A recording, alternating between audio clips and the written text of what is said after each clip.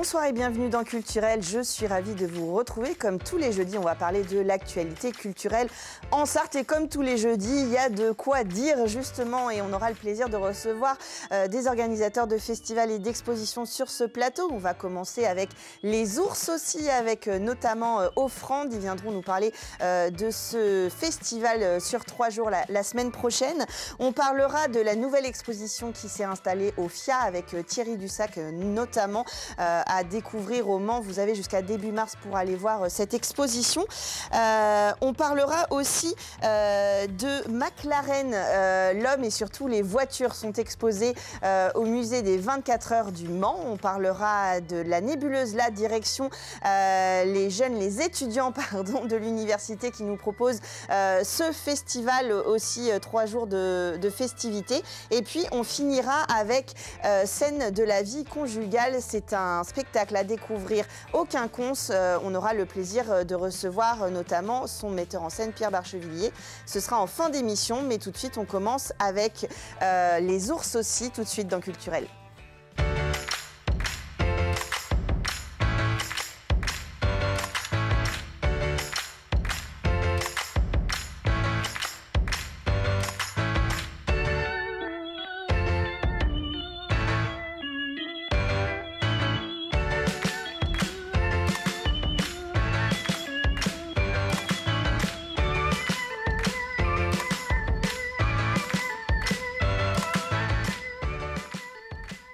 Et donc j'ai le plaisir de recevoir Martin Moulin. Bonsoir. Bonsoir Chloé. Vous êtes compositeur, directeur artistique de l'ensemble Offrande et donc du festival Les Ours aussi. Vous allez nous en parler dans un instant. Et vous êtes venue avec Sophie Moureau. Bonsoir. Bonsoir. Vous êtes mezzo-soprano et co-directrice artistique de la compagnie À Trois Branches. On pourra découvrir l'un de vos spectacles le dimanche 2 février. C'est ça. Alors juste avant, on parlait de l'ensemble Offrande, des chefs du samedi matin qui sont quand même maintenant installés au Mans.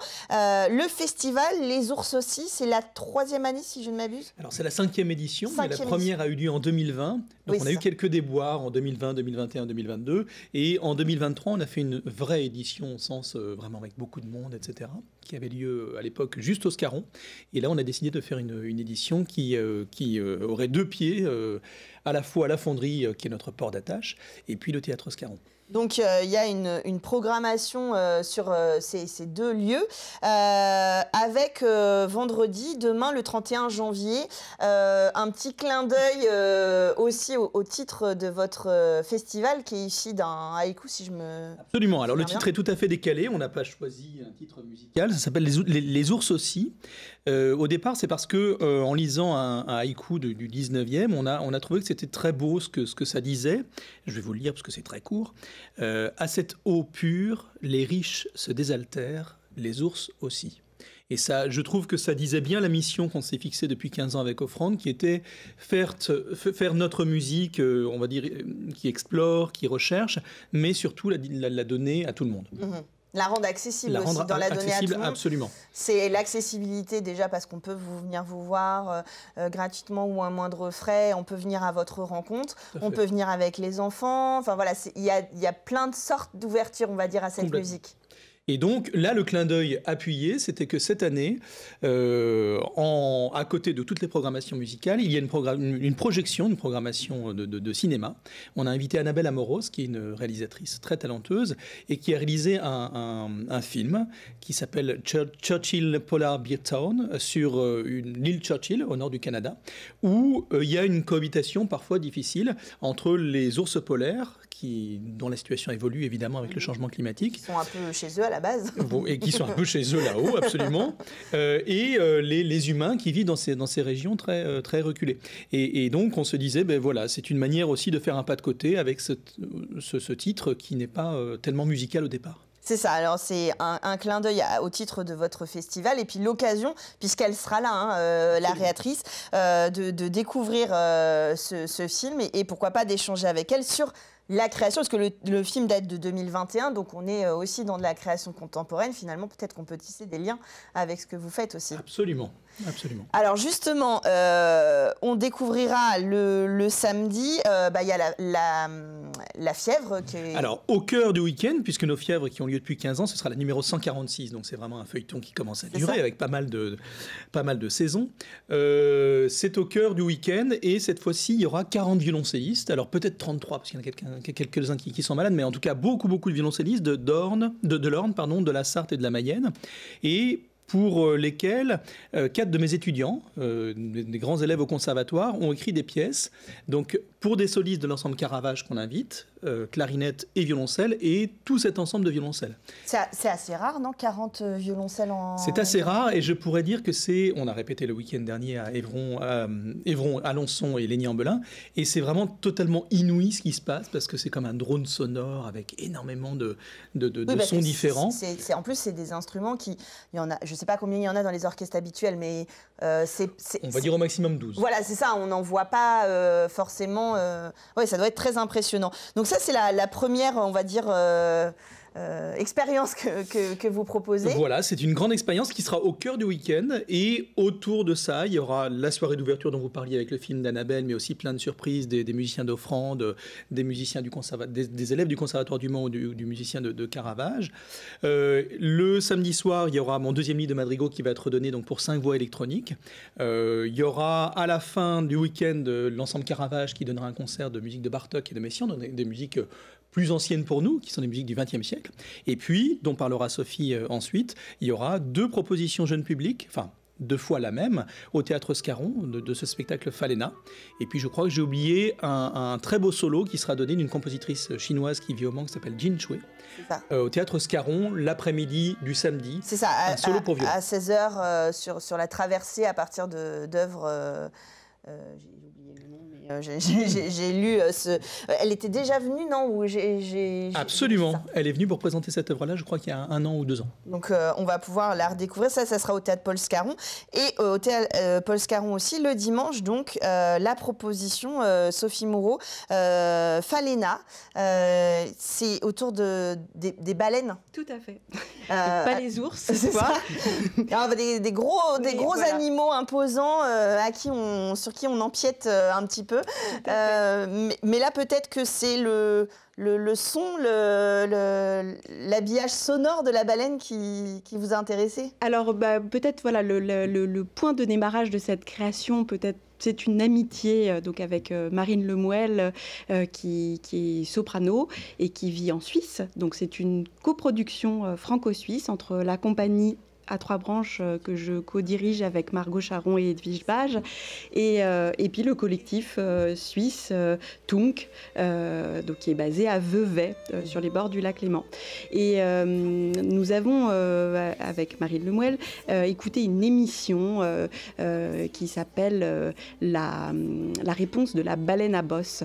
Voilà, c'est une preneuse de son, Aline Pénito, qui depuis de longues années va capter les sons des baleines et qui s'entoure de scientifiques, d'artistes. Voilà, donc c'est très... Et donc dans cette émission, le clou de l'émission, je suis désolée, je le dévoile, c'est elles font une expérience, elles font écouter une cantiga médiévale, sous l'eau, elles mettent des micros sous l'eau, et une baleine répond. Voilà, et c'est très très très bouleversant. Alors bien sûr, on est deux femmes, 2 chanteuses lyriques. Nous ne sommes pas des baleines. On ne peut pas rivaliser avec le corps. Vous n'avez pas la caisse de résonance de la baleine. Pas la caisse de résonance. Mais voilà, l'idée c'était vraiment de tisser un hommage musical à ces sœurs aquatiques, mammifères, qui, au fil de nos lectures, on a découvert tissent une société pleine de douceur, de caresses, de câlins. Alors oui, c'est ça. Et puis en préparant, je me suis quand même dit, on parle des baleines, de la baleine au féminin. On ne se pose pas trop la question de où sont les mâles. En fait, on parle des baleines au féminin. C'est rare qu'on ne parle que de la femelle dans l'animal, en fait. Peut-être, oui, effectivement. Effectivement. On parle du baleineau, mais c'est vrai qu'après on dit la baleine. C'est vrai que souvent les mâles en fait émigrent. Et c'est vrai que c'est une société matriarcale, matriarcale. Voilà. Mais voilà, on a beaucoup lu aussi sur les cachalots. Et voilà, les mâles sont beaucoup plus présents. Et eux, donc ils ne chantent pas, mais ils cliquent, ils criquent, voilà, c'est un autre type de langage. C'est ce que j'allais dire par rapport à une partition. Quand on compose, quand on dialogue avec une baleine, c'est quoi physiquement pour l'homme le plus difficile pour vous de reproduire, ou en tout cas de... Alors, la reproduction est impossible. Oui. Enfin, c'est comme le précédent spectacle que nous avons fait, Twig Philomèle, qui était sur les oiseaux. C'est ça. Voilà, on ne peut pas rivaliser. Non, mais est-ce que c'est par exemple... Le fait que ce soit aigu, ou c'est plutôt le coffre? Qu'est-ce qui... Peut-être que voilà, c'est la vibration. La vibration. Voilà. Et voilà, notamment je pense à... dans les musiques choisies et qu'on interprète, il y a une œuvre d'ailleurs de Martin, Ondas du Mar, qui a été écrite d'après la cantiga médiévale, avec un long développement. Voilà. C'est vraiment ce rapport à la voix lyrique, à la vibration, à la vibration. Voilà. C'est ce qui inspire depuis la nuit des temps, j'ai envie de dire aussi, les compositeurs, à la fois ce qui a existé dans notre patrimoine culturel et celui des autres, quand on s'ouvre un petit peu, mais aussi ce qui se passe autour de nous, les bruits de la nature, les bruits... alors parfois moins... Il y a aussi des inspirations moins reluisantes, mais on peut s'inspirer des travaux, on peut s'inspirer de plein de choses, et c'est ça aussi qui fait la richesse peut-être de recherche de sonorité. Complètement, et à ce titre, il y aura... un très beau musicien qui s'appelle Christophe Havard, avec qui je travaille sur mon livre de madrigaux, qui, en ouverture du festival, fera écouter son travail, pour le coup, électroacoustique. Donc, à partir d'enregistrements qu'il a fait sur toute la planète, en Italie, aux États-Unis, etc., et qu'il remodèle, mais pas avec une partition au sens avec des notes, mais vraiment à partir de ce qu'on appelle de la musique concrète, de la musique à partir des sons, des voix, des animaux, etc., qu'il entend dans le monde entier. Et ça aussi, ça permet parfois de capter un autre public qui est plus sensible à des sonorités, on va dire, réelles, je ne sais pas comment dire, comme dans la peinture, parfois on attrape par des sujets qui nous touchent personnellement. Là, forcément, ça nous parle. Et justement, les baleines, on parlait, c'est un spectacle qui est fléché à partir de 8 ans à peu près. Voilà, oui, on va dire même 5 ans. Ouais. Je pense que c'est une forme qui dure 40 minutes. C'est un jeune public large, généreux, c'est-à-dire que je pense que les adultes ne s'y ennuient pas. On peut même venir... Alors, sur Culturel, c'est souvent ce que je dis. Allez avec vos enfants au spectacle, parce que souvent, on se régale des spectacles. Voilà, mais je dirais même... je connais des gens qui sont venus le voir en Suisse, sans enfants. Et voilà, je pense que musicalement, il y a de quoi... se régaler aussi sans venir avec des enfants. Les enfants rêvent de voir des baleines, mais les adultes aussi. Les adultes aussi, c'est ça. Et donc voilà, forme de 40 minutes, c'est scénographié. Donc il y a un grand scéno-costume en tissu, voilà. Et donc il y a une mise en scène. Enfin, c'est un vrai spectacle, voilà, qui se joue donc à 11h et à 14h30 ce dimanche 2 février. Vous pouvez y aller avec les enfants, donc. Et ça aura lieu, ça c'est au Théâtre Paul Scalan. Tout à fait. Oui, que je me trompe pas Voilà. De toute façon, vous allez sur le site internet de l'ensemble Offrande, vous trouvez toute la programmation, les ours aussi, et puis vous le voyez à l'écran si vous avez le petit flyer rose. Alors je regardais, parce que il n'est pas rose le vôtre, mais normalement il est rose. Alors j'ai le rose, oui, c'est ça. Celui des ours, et puis j'ai le vert et rose qui est celui de toute la saison de fièvre. D'accord, ok. Voilà. Parce que la fièvre, on la retrouve tous les samedis. On la retrouve chaque premier samedi du mois. Chaque premier samedi matin du mois. Et là, c'est donc un festival qui entoure cette fièvre de février.